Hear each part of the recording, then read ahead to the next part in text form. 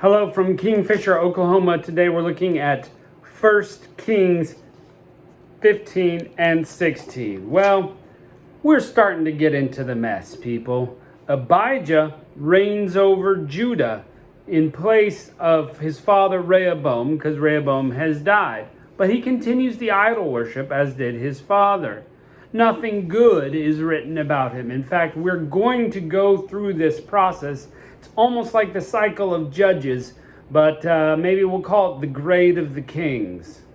Their whole reign is either given the label good or bad based on did they serve God. Technically, our life gets the same grade. Did we follow God or not? That's the only options that we have. If we do, we get a well done, good and faithful servant. If we don't follow God, toast. You're you get you're one of the goats, and not the greatest of all time. So, nothing good is written about Abijah. Asa, his son, reigns in his place. Now he gets a good grade. He does the right thing. He gets rid of idols. He burns them. He kicks his queen mother out because she's serving idols. He's got a great heart. He follows God. Wonderful.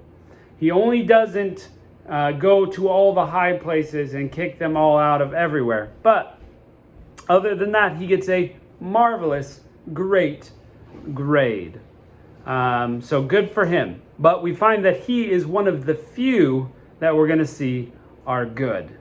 And we're going to find that as we move, both Israel and Judah's kingdoms mostly are having bad kings. Nadab jumps in. He's evil. Baasha takes over. Baasha's evil also. He gets a visit from prophet. Jehu says, God is going to judge your house, Baasha, and all of your sons are going to be cut off. Another short-term prophecy. Baasha hands the kingdom over to his son, Elah. When he dies, Elah takes Baasha's place, but while he's drunk in Arza's house, he's killed and all his family is slain.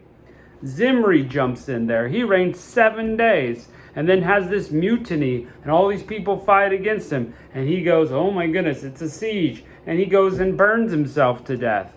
This is just a super mess, people. And what about Omri and Tibni? They kind of fight against each other and Omri ends up winning, but he's evil. Evil, evil, evil. All these things. And then at the very end of the chapter, we get the name Ahab. Now, Ahab is going to be super famous. Maybe you've heard of him already, but he is going to be a bad king. But we're going to see how that plays out mostly later. So let's jump in. Chapter 15, let's see who gets the good grades and who gets the bad grades. Now in the 18th year of King Jeroboam, the son of Nebat, reigned Abijam over Judah. 3 years reigned he in Jerusalem, and his mother's name was Maacah, the daughter of Abishalom. And he walked in all the sins of his father, which he had done with him, and his heart was not perfect with the Lord his God, as the heart of David his father was. Nevertheless, for David's sake did the Lord give him a lamp in Jerusalem, and set his son up after him, and to establish Jerusalem, because David did what was right in the eyes of the Lord. So David's great actions set up the kingdom for years to come. So sometimes doing the good thing can have positive consequences all the way down the road.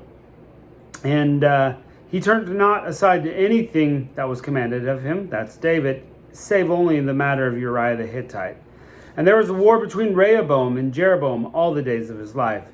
And the rest of the acts of Abijam and all he did are not written in the book of the Chronicles of the kings of Judah.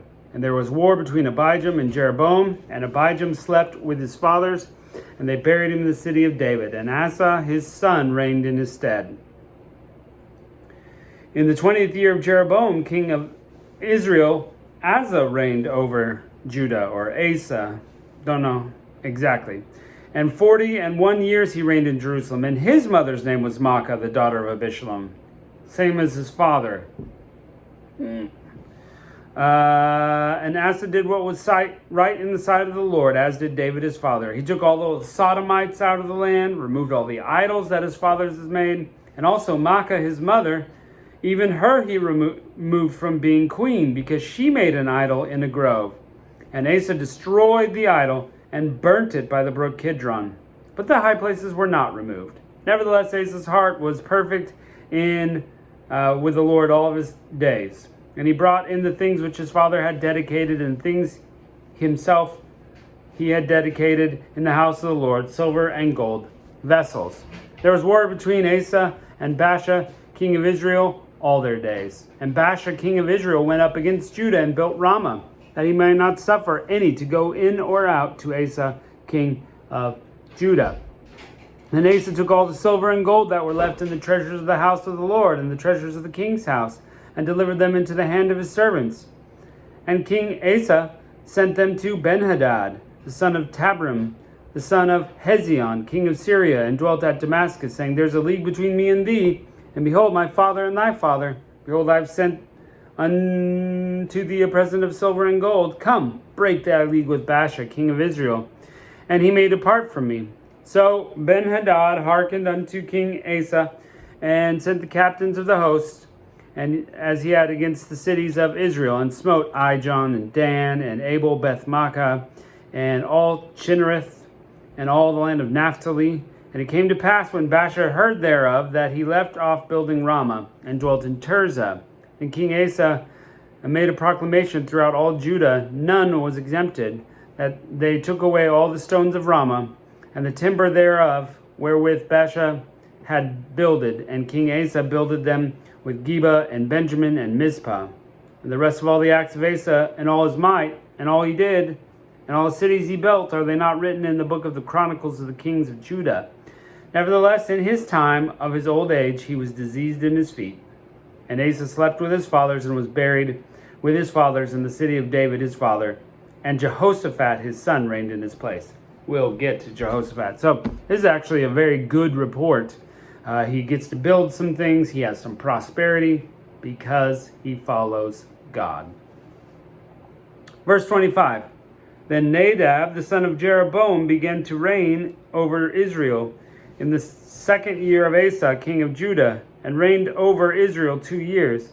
And he did evil in the sight of the Lord, and walked in the way of his father, and his sins wherewith he made Israel to sin. Baasha, the son of Ahijah, of the house of Issachar, conspired against him. And Baasha smote him at Gibeathon, which belonged to the Philistines, for Nadab and all Israel laid siege to Gibeathon. And in the 3rd year of Asa, king of Judah, did Baasha slay him, reigning in his stead. It came to pass, when he reigned, that he smote all the house of Jeroboam, and left not Jeroboam any that breathed, until he had destroyed him, according to the saying of the Lord. There you go, short-term prophecy. God said, hey, all your line is going to be cut off. Boom. There it is. Done. Which he spoke to his servant Ahijah the Shilonite, because of the sins of Jeroboam, which he sinned. And that's the reason he got judged. By his provocation wherewith he hath provoked the Lord God of Israel to anger. Now the rest of the acts of Nadab and all he did, are they not written in the Chronicles of the kings of Israel? And there was war between Asa and Baasha, king of Israel, all their days. In the 3rd year of Asa, king of Judah, began Baasha, the son of Ahijah, to reign over all Israel in Tirzah 24 years. And he did evil in the sight of the Lord. So he's a bad king. And walked in the way of Jeroboam, and his sin wherewith he made Israel to sin. Chapter 16. And the word of the Lord came to Jehu, the son of Hanani, against Baasha, saying, Forasmuch as I exalted thee out of the dust, and made thee prince over my people Israel, that thou hast walked in the way of Jeroboam, and hast made my people Israel to sin, to provoke me with anger with their sins, behold, I will take away the posterity of Baasha, and the posterity of his house, and I will make thy house like the house of Jeroboam the son of Nebat. Him that dieth of Baasha in the city, the dogs will eat, and him that dieth in the fields shall the fowls of the air eat. And the rest of the acts of Baasha, what he did in his might, are they not written in the books of the Chronicles of the kings of Israel? So Baasha slept with his father and was buried in Tirzah, and Elah his son reigned in his place. And also by the hand of prophet Jehu, the son of Hanani, came the word of the Lord against Baasha, against his house, even for all the evil that he did in the sight of the Lord, in provoking anger with the work of his hands, in being like the house of Jeroboam, and because he killed. So, there you go. You get the visit from the prophet. You better pay attention. Verse 8. In the 26th year of Asa, king of Judah, began Elah, the son of Baasha, to reign over Israel 2 years. And his servant Zimri, captain of half his chariots, conspired against him, as he was in Tirzah, drinking himself drunk in the house of Arza, steward of his house, in Tirzah. And Zimri went in and smote him, and killed him in the 27th year of Asa, king of Judah, and reigned in his stead. And it came to pass, when he began to reign, as soon as he sat down on the throne, that he slew all the house of Baasha, and left not one of them that pisseth against the wall, neither of his kinsfolk, nor of his friends. So, all the men, dead. Just like God said. Look at that. Short-term prophecy. Thus did Zimri destroy all the house of Baasha, according to the word of the Lord that he spake against Baasha by Jehu the prophet. For all the sins of Baasha, and the sins of Elah his son, by which they sinned, and by which they made Israel to sin, in provoking the Lord God of Israel to anger with their vanities. The rest of the acts of Elah and all he did, are they not written in the book of the Chronicles of the kings of Israel? In the 27th year of Asa, king of Judah, did Zimri reign 7 days. 7 days in Tirzah. And the people were encamped against Gibeathon, which belonged to the Philistines. And the people who were encamped heard say, Zimri hath conspired and hath slain the king. Wherefore all Israel made Omri, the captain of the host, king over Israel in the camp. And Omri went up from Gibeathon, and all Israel with him, and they besieged Tirzah. And it came to pass, when Zimri saw that the city was taken, he went into the palace of the king's house, and burnt the king's house over him with fire, and died.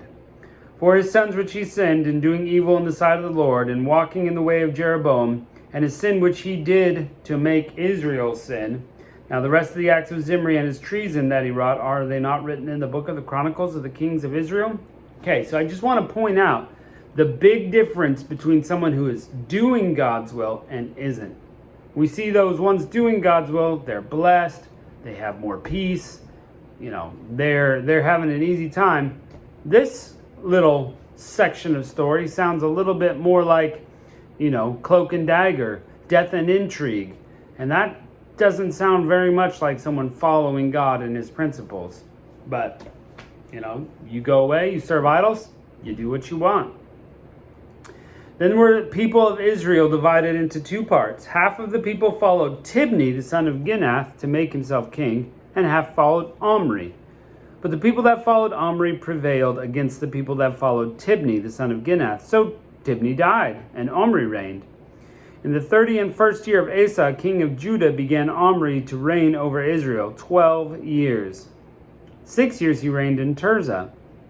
And he bought the hill of Samaria of Shemer for 2 talents of silver, and built on the hill. He called the name of the city which he built after the name of Shemer, owner of the hill, Samaria. So, Samaria, Samaritans, this is where it starts, right here. It's already a mess, but that's where Samaria starts. We're going to read that at the very least in the New Testament. But Omri wrought evil in the sight of the Lord, and he did worse than all that were before him. And he walked in all the way of Jeroboam the son of Nebat, and in his sin wherewith he made Israel to sin, to provoke the Lord God of Israel to anger with their vanities. Now the rest of the acts of Omri which he did, and his might which he showed, are they not written in the book of the Chronicles of the kings of Israel? He fails. So Omri slept with his fathers, and was buried in Samaria, and Ahab his son reigned in his stead. And in the 38th year of Asa, king of Judah, began Ahab the son of Omri to reign over Israel. And Ahab the son of Omri reigned over Israel in Samaria 22 years. And Ahab the son of Omri did evil in the sight of the Lord above all that were before him. So it's bad enough, all these things that we're seeing, but Ahab's going to make it worse. And it came to pass, As if it had been a light thing for him to walk in the sins of Jeroboam the son of Nebat, he took to wife Jezebel, the daughter of Ethbaal, king of the Zidonians, and went to serve Baal and worshipped him. Bum, bum, bum. Oof. And he reared up an altar for Baal in the house of Baal, which he built in Samaria. And Ahab made a grove, and Ahab did more to provoke the Lord God of Israel to anger than all the kings of Israel who were before him. In his days did Hiel the Bethelite build Jericho. He laid the foundation thereof in Abiram his firstborn, and set up the gates thereof his youngest son Segub, according to the word of the Lord which he spake by Joshua son of Nun. That was a curse, by the way, that Joshua gave way back in the book of Joshua. He said, we've destroyed Jericho. Now, at the death of your firstborn, may you build this wall. And the death of your next son, of your youngest son, would you put up its gates. That's a long-term prophecy right there. Could be medium-term, but wow. So, we're going to get to see more of Ahab and all the crazy stuff he does. But the interesting thing is, Ahab starts to rise to power. God raises someone else to combat this power in Israel. So we'll see how that goes. Thanks for joining us. Catch you next time.